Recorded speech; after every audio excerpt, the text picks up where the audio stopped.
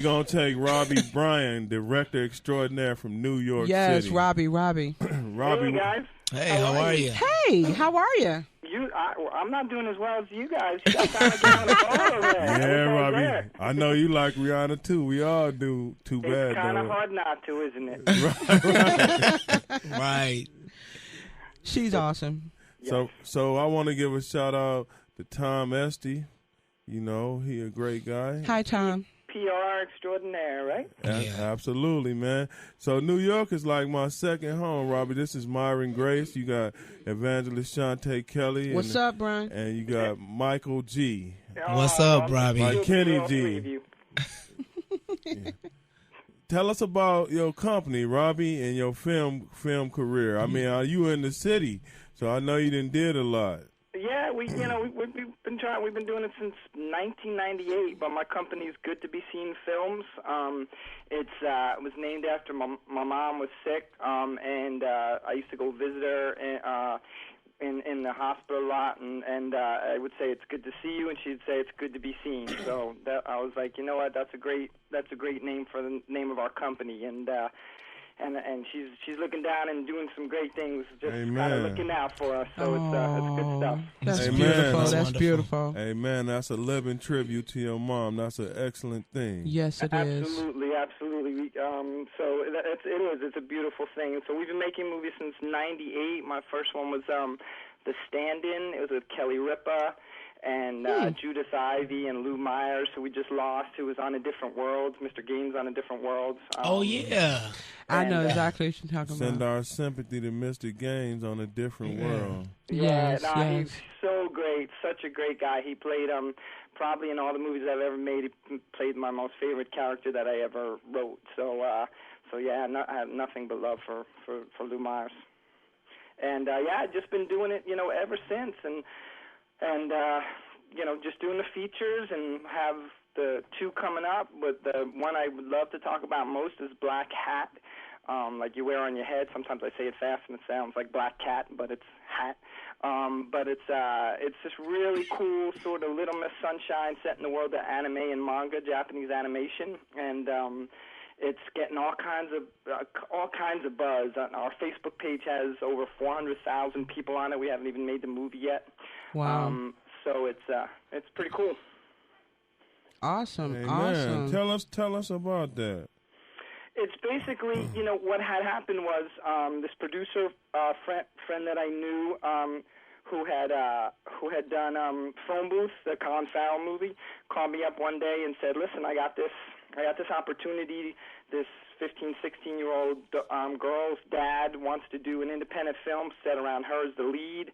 And do you have anything written, like a nice kind of relationship with another family member kind of script?" And you know what we do? I was like, I don't have one, but I'm a writer, so if they got the money for it, we can, I'll write one.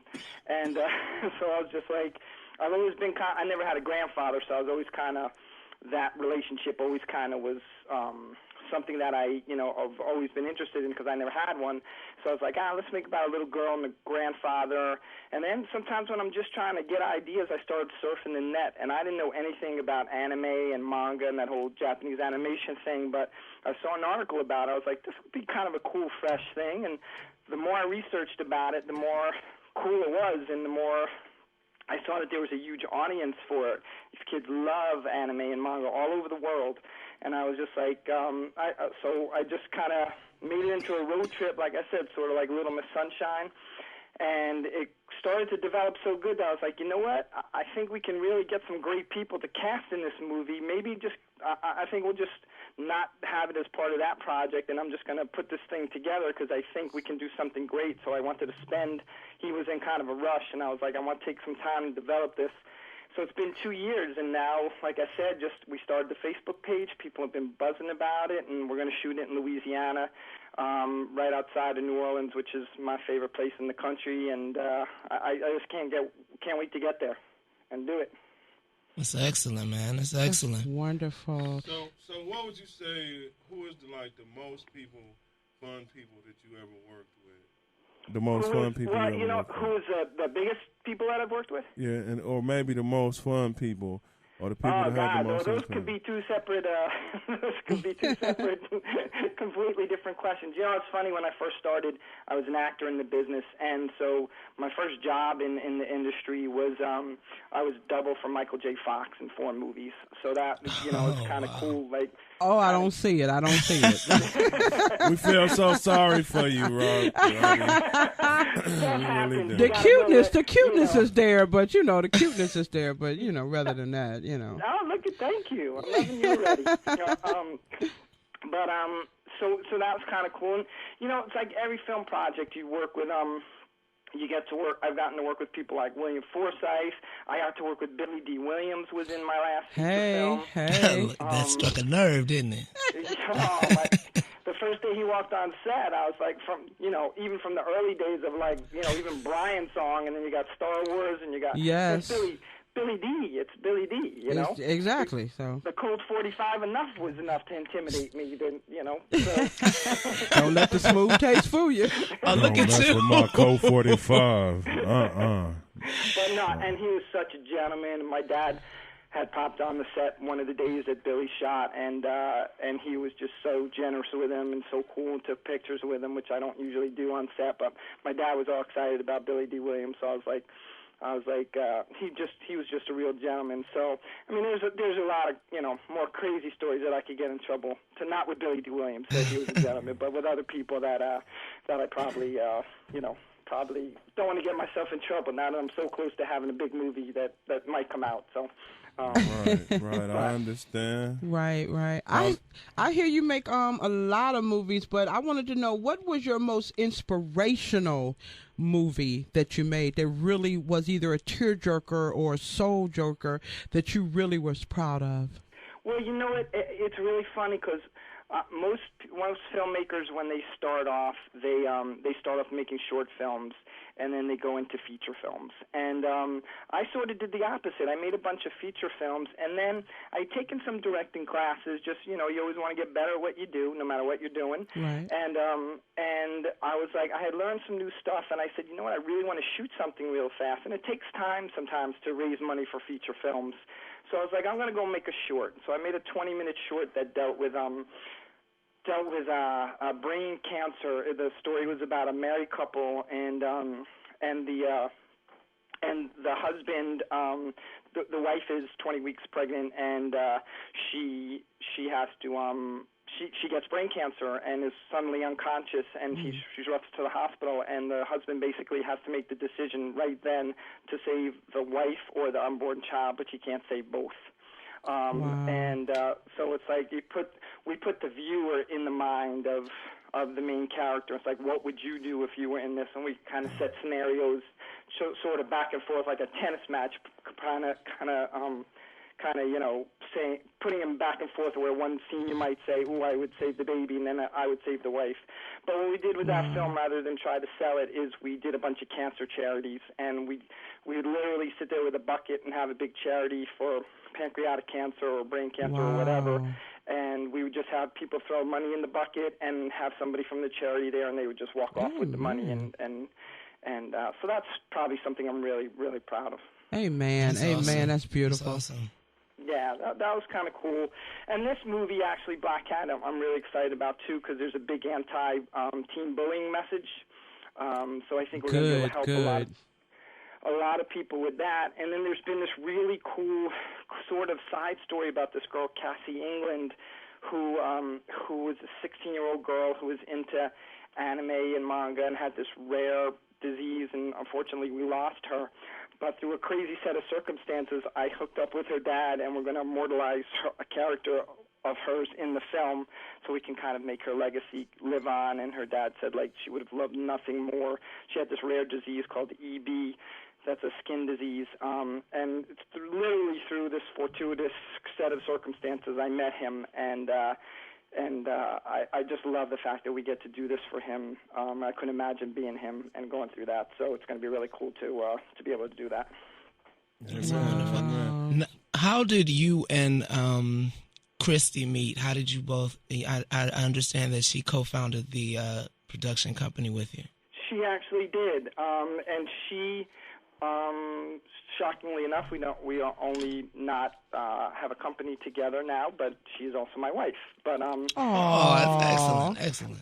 And really the she was the support system that allows all this to work. I'm the luckiest guy in the world when it comes to that. But I was doing a stage reading of a screenplay, and she was a director's assistant, and she had and right off the bat I was like, that's a lovely director's assistant right there. Right. But she was with a guy at the time, and so I had to kind of play my cards right and sort of bide my time and wait for the right moment. And 20 years later, we have a film company, and we've been married for about 11 years. That's awesome. All right, That's awesome. All right. That's beautiful. Yeah, so it's great because she has a great business sense, but she also comes from a creative. She was an actress and a dancer, so she kind of gets the world that we're in, and now she has more of a 9 to 5. Well, actually, I should say it's more like 8 to 7, but she has more of the straight job, but she's also a big help in bouncing off stuff and being sort of the business mind in the company, which is really helpful to be able to trust your partner that much. Well, that's what God gives us, gives you guys beautiful, wonderful wives like myself to be helpmeets to our wonderful, wonderful husbands. And it's a beautiful thing. All I have to remember to do is take out the trash. As long as I do that, that's it. And mine's just to vacuum the carpet. That's all he has to do is vacuum the carpet, Small details. You said you were a dancer. What kind of dancing did you do? Oh, no, she actually, my wife was... Oh, she's the dancer. Oh, okay. Yeah, she was an actress dancer. My claim to fame dance-wise was there was this TV show during the 80s called Dancing on Air. It was like an American Bandstand. Right. And I was on that for like 3 years, way back, but that was more of a fun thing and just making kind of a fool out of myself, having a good time than anything serious. So does Christy ever get the chance to star in one of the movies, or do you think she'll ever star in one of the movies that you guys put together? The very first one, the one with Kelly Ripa and Lou Meyer, she played my best friend's wife in the movie. And let's see, has she been in? And she had a really big part in I Murders, which was the Billy D. Williams, and William Forsythe was in the movie, and Charles Durning and Gabrielle Anwar from Bird Notice. She had a really sort of opposite of her, kind of temptress, although she's temptress, at home, but not necessarily outside at home. So she did that, but I think she's actually getting really more excited about the producing side of it. I think that sense. My wife loves to run things, as I've learned as a husband, and she loves to do that on set too. So I think she's enjoying the producing side. Okay. We got about 3 minutes left, Robbie. What would you like to say to some of your fans, or how can people get in touch with your film company or yourself? That's really, thank you so much for that, Myron. And I basically, you can go to Good to Be Seen Films. The movie, again, Black Hat. Go to blackhatmovie.com. You can get me at Robbie Bryan on Twitter, at Black Hat Anime on Twitter. And, we're real receptive. Like I said, I talk to the fans of Black Hat every day. We have 420,000 people on our movie from 57 countries all over the world.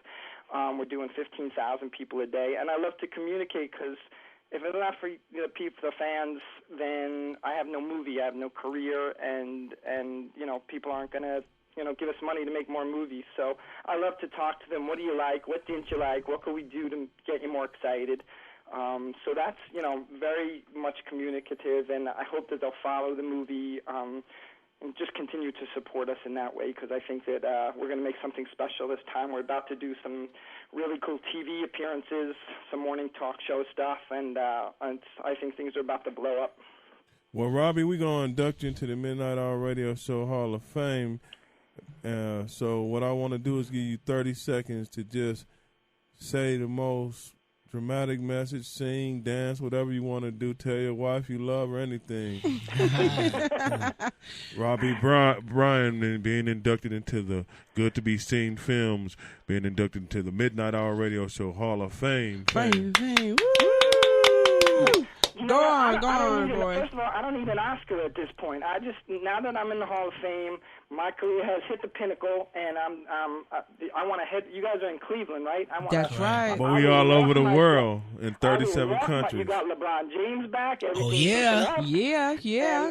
And I will walk to Cleveland to hang out with the three of you because you guys are having too much fun. Yes, we are come all on. the time. Please come on down here and hang. You know, It Robbie, would be my pleasure, my honor, and I think the best time I ever had. But I have enjoyed speaking to you guys so much, and I'm just a lucky man to be able to do what I love with the people I love, and to be able to talk to people like you. Amen. Amen. God And they is just good. heard you in 37 countries around the world, Robbie. Oh my goodness! Over 6 continents. That's right. About 50 million people, probably. You guys should be so proud of what you put together. That's unbelievable. But you guys deserve it. You don't rise to the top for nothing. So. Well, thank you, Robbie Bryan, on the Midnight Hour Radio Show. Thanks, Robbie. Thank Bye. you, Robbie. Thank you so much. Have a good night. You too. All right, Take care. Robbie. That was Robbie Bryan on the Midnight Hour Radio He rocked.